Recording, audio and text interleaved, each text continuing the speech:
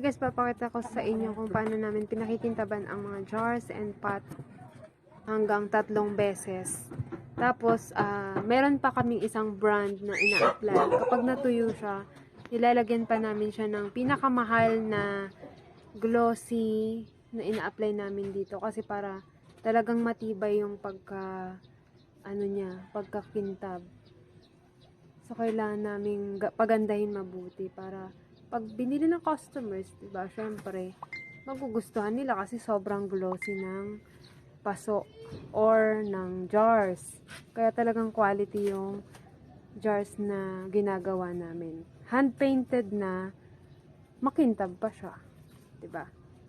Tapos may paint yan sa ilalim at sa labas yung paint niya, pati sa loob. Alam nyo ba, napakabigat nito. Grabe, hindi siya biro. Pero, alam nyo ba, bata pa lang ako, ito na hanap buhay ng mga magulang ko. So, ito na yung nagpaaral sa amin. Ito na yung kinalakihan namin gawin. So, kailangan ko lang siyang ipagpatuloy. Dahil matatanda na sila, so, kailangan ako na lang mag-push. Para kahit pa paano, meron ding pagkakakitaan, di ba? Pero kasi ang inuuna nga namin ngayon, tulad ngayong mga panahon, is canvas. Tsaka isa pa, tag-ulan na naman ngayon. So, mahirap din magpatuyo. Mahirap din kasi mamili ng mga jars. Isa pa ang bibigat talaga, lalo na halos ako lang ang gumagawa ngayon. Kasi ang trabaho lang ng tatay ko is taga-paint lang siya. So, sa ngayon, pinagpapahinga ko na muna siya.